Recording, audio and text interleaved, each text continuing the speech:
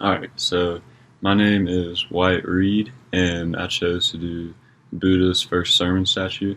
Um, After looking through the different periods of art, I thought I would choose to study and analyze Buddha. This picture on the left side and right side of your screen is one of the most common statues of Buddha, and it's a representation of his first sermon.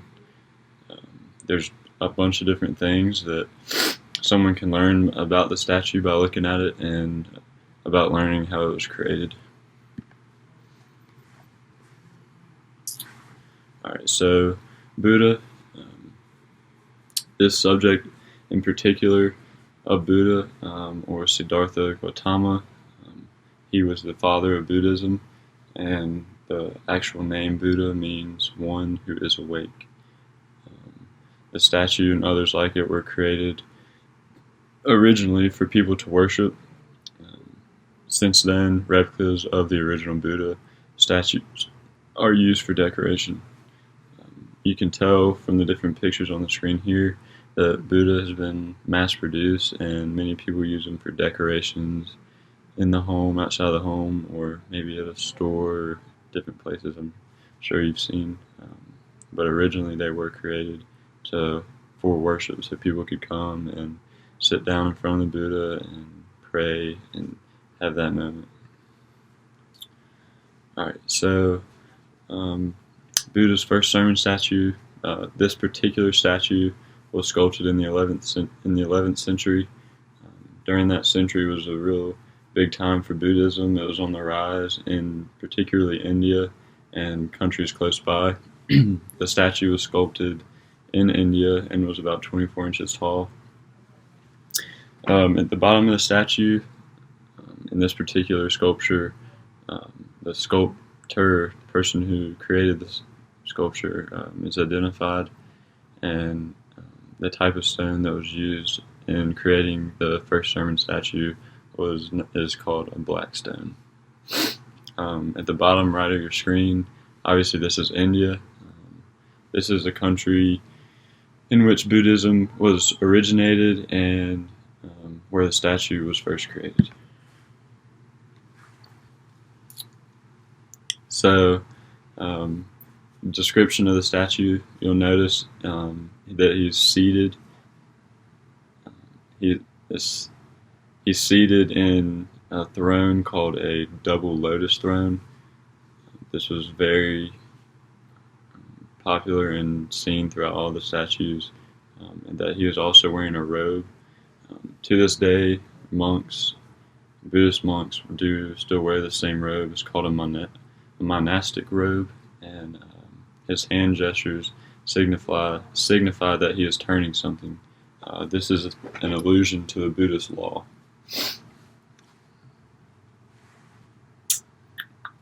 Alright, so just to kind of continue on that, at the bottom of the statue, there's a statement that is written in Sanskrit, and it states, "To the cause of the divine religion by the stonecutter Vijaka." Unfortunately, I could not find a picture up close that shows that statement.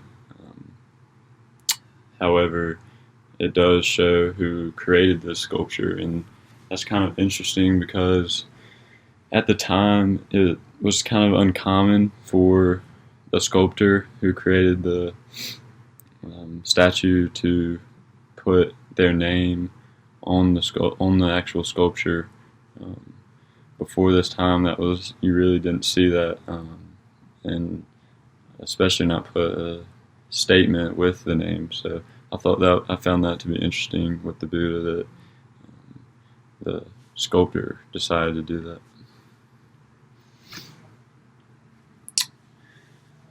So many of the Buddhist sculptures now have been mass-produced and are used for decorations, as I spoke on earlier. But really, when you dive into it, there's a lot more beauty behind it than just being, a cool statue or something that people use for decoration. So kind of when you get to really break it down and look at it, the background is representative of a temple.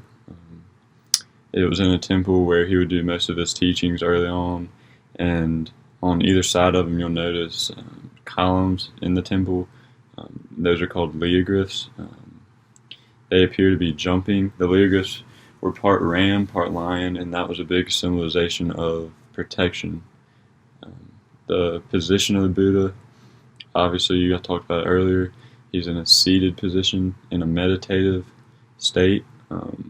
When people came to worship Buddha, or early on came to his teachings, it was imperative that you be in a meditative state and a state of peace and ease.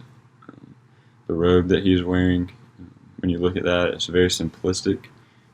That's representative of the people in that time, and Buddhists in general, of maintaining a very simplistic lifestyle, and Buddha felt that was very important.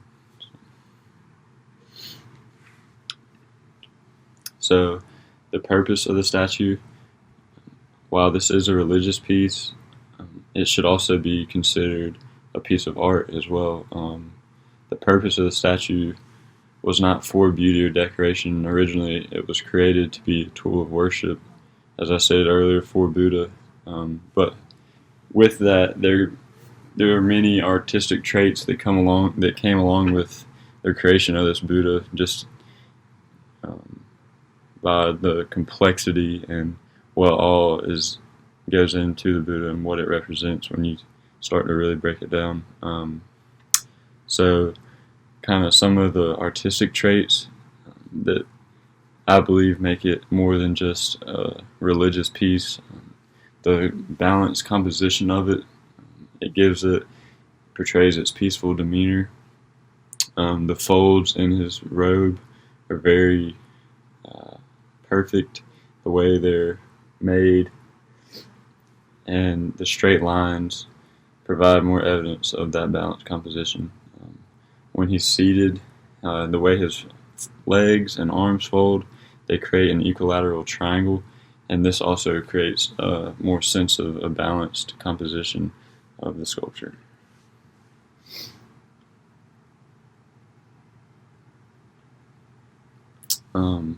So when you look farther into the statue, and you really start to see the effectiveness and the beauty of all the different characteristics of it. So it's not that it was just thrown together. That each part of this sculpture actually has a meaning. The way the Buddha is positioned really states that meditation is important to Buddhists. The way I was talking about in the last slide, that everything is very balanced. It represents a balanced life and something that could lead to peace. The lotus throne that Buddha sits in is a very iconic. The lotus plant is very iconic to the Buddhist faith. The leoglyphs are a symbol of protection, and just like the Buddha protects his people, the neat folds in his robe show that it's very perfect and that has much attention to detail and exhibits the perfectness of Buddha. So in summary, while I think that the Buddha is a very well-known religious piece, I do think that it's a little bit deeper than that, as far as when you break down each piece of it, from the way he's seated, the background, the way everything's very balanced. I think it's a well thought out and artistic statue and sculpture. And I think that when someone views Buddha, or when people see his decorations or whatever it may be, that it should be known and recognized as an work of art and not just a religious piece. And here's my works cited.